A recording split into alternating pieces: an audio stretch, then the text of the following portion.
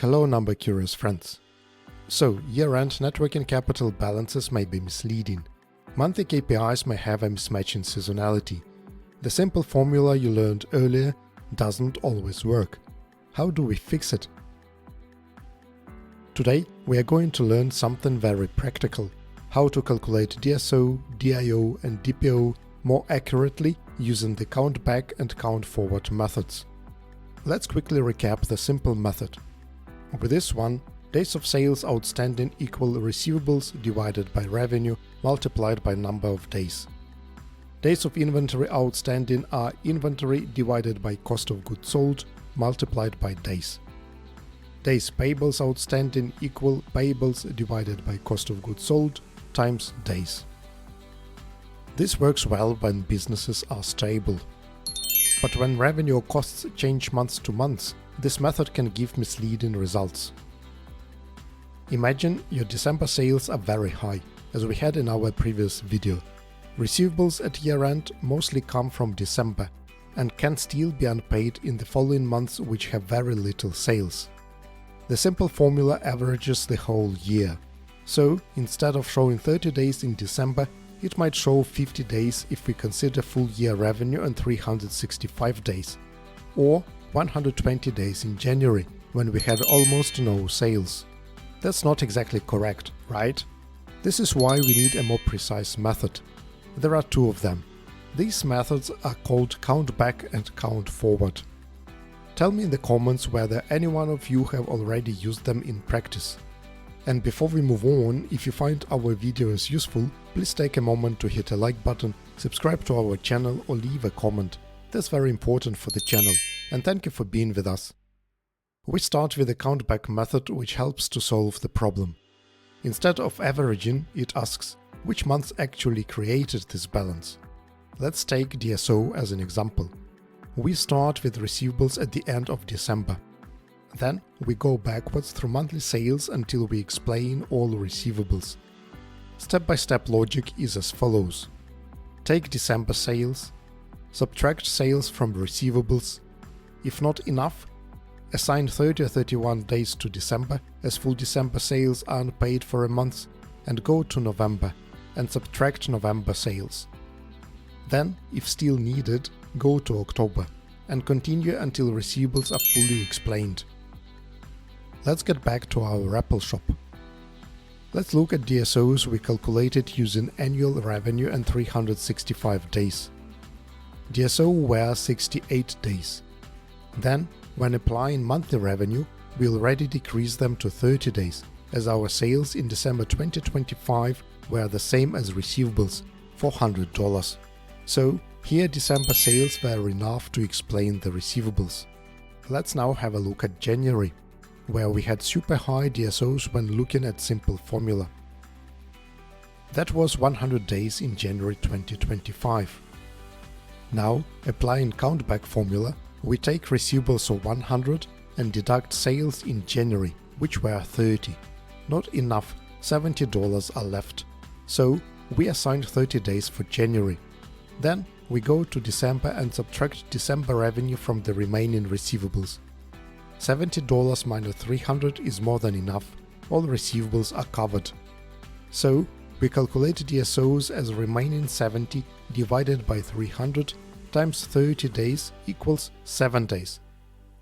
Total DSOs are then 30 from January plus 7 from December, which is 37 days. Quite a difference to 100 using a simple method, isn't it? If we run the count back method for our Apple shop for both years, monthly DSO will look like this. And that's how they looked before. I kept the scale of the y-axis the same so that you can see the difference better. This method is important when you get to the days above 1 month. This will remove any impact of very high revenue or costs in prior months on the balances in the following months. If the days are below 1 month, then normally there will be no difference. For count back there is a limitation. You may need to have revenue data before the start of your working capital numbers. For example, in our case, we were not able to calculate January 2024 days, as for that we would need December 23 sales, which we don't have. Let's have a look at DPOs. Here, we will use count-back method too.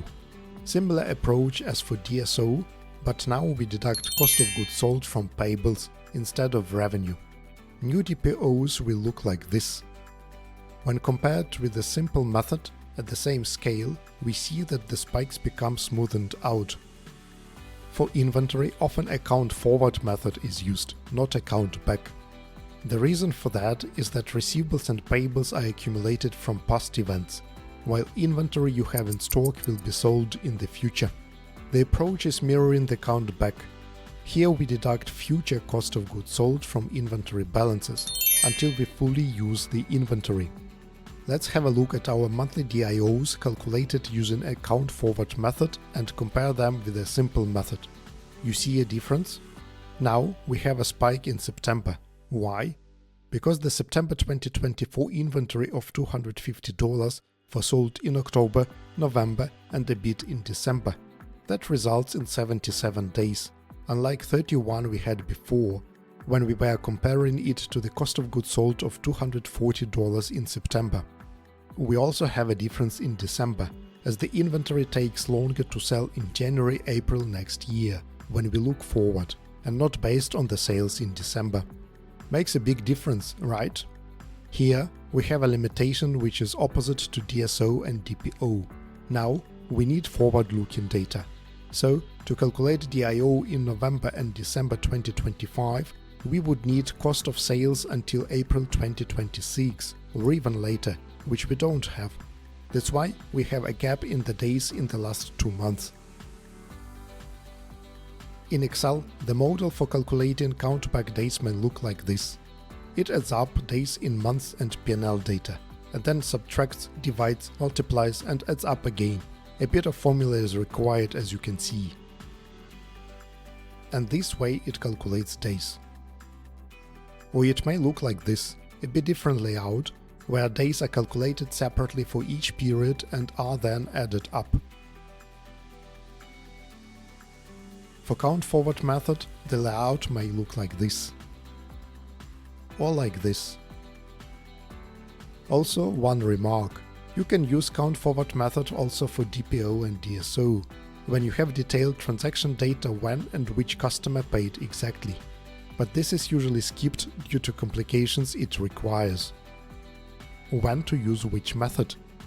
Use simple method when business is stable, no major monthly fluctuations. Use count back when sales or costs are volatile, you need accurate monthly analysis, and you work with financial statements.